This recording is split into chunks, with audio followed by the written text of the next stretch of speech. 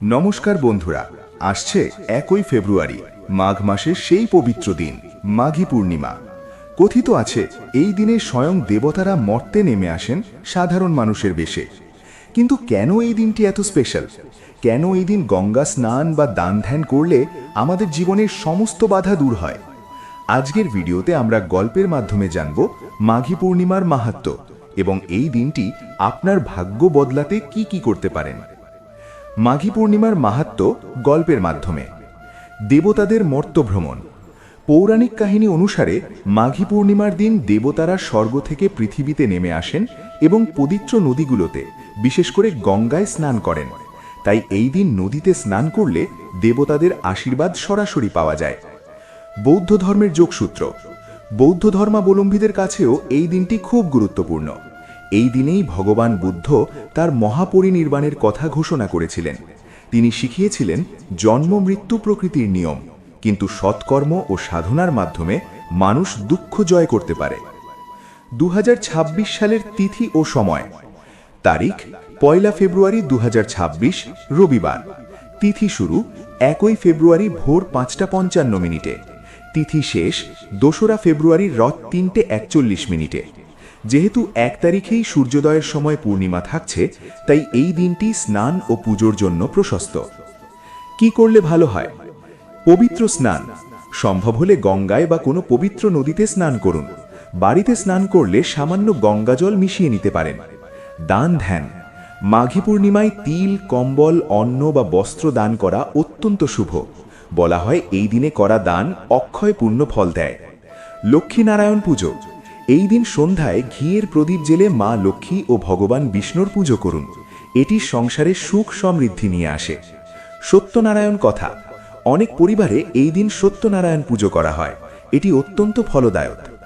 মাঘী পূর্ণিমার বিশেষ টোটকা বা উপায়। আর্থিক উন্নতির জন্য পূর্ণিমার রাতে চন্দ্রোদয়ের পর রূপোর পাত্রে দুধ ও চিনি মিশিয়ে চন্দ্রদেবতাকে অর্ঘ্য দিন। নেতিবাচকতা দূর করতে এই দিন বাড়িতে নিরামিষ আহার করুন এবং কারো সাথে ঝগড়া বা খারাপ ব্যবহার করবেন না। মাঘী পূর্ণিমার সেই অজানা কাহিনী। বন্ধুরা, আপনারা কি জানেন কেন মাঘ মাসে স্নান করাকে এত বেশি গুরুত্ব দেওয়া হয়? মৎস্য পুরাণ অনুসারে এই সময় বিশ্বব্রহ্মাণ্ডের অধিপতি ভগবান বিষ্ণু জলরাশির মধ্যে অবস্থান করেন।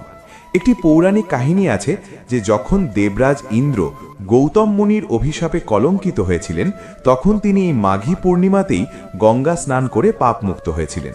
তাই বিশ্বাস করা হয় বছরের অন্যান্য সময়ে গঙ্গা স্নান যে ফল দেয়, মাঘী পূর্ণিমার একদিনের স্নান তার চেয়ে 1000 গুণ বেশি ফলদায়ক।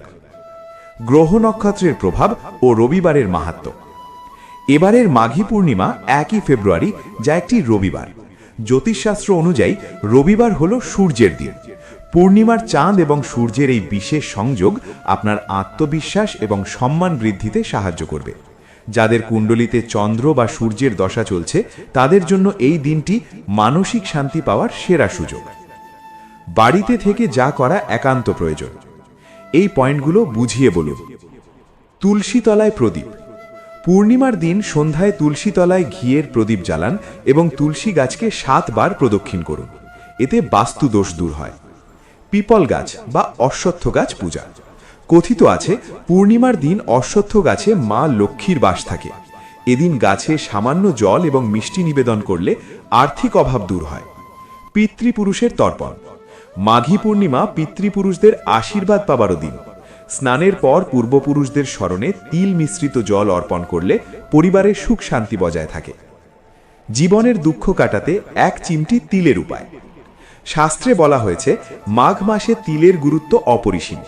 ভিডিওর এই অংশে আমি আপনাদের একটি বিশেষ উপায়ের কথা বলছি। স্নানের জলে কালো তিল মিশিয়ে স্নান করুন এবং পুজোর সময় সাদা তিল ভগবান বিষ্ণুকে অর্পণ করুন। এটি আপনার দীর্ঘদিনের আটকে থাকা কাজ সফল করতে সাহায্য করবে। বৌদ্ধ ও অন্যান্য সংস্কৃতির যোগসূত্র। শুধু হিন্দু ধর্ম নয়, এই মাঘী পূর্ণিমা বা মাঘী পূর্ণামী বৌদ্ধ ধর্মের মানুষের কাছে অত্যন্ত ত্যাগের দিন। এদিন তারা বিহারে গিয়ে প্রার্থনা করেন এবং সাদা পোশাক পরে অহিংসার শপথ নেন। অর্থাৎ এই দিনটি আমাদের শেখায় মনকে পরিষ্কার করতে এবং হিংসা ত্যাগ করতে। সবশেষে মনে রাখবেন, সব নিয়ম বা আচারের ওপরে হলো ভক্তি। আপনি যদি পবিত্র মনে এই দিনটি পালন করেন তবেই তার সুফল পাবেন। আপনার মনে কোনো প্রশ্ন থাকলে কমেন্ট বক্সে অবশ্যই জানান।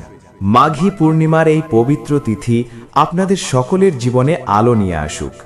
ভিডিওটি ভালো লাগলে লাইক করুন এবং আপনার প্রিয়জনদের সাথে শেয়ার করে এই পুণ্য তিথির কথা জানিয়ে দিন।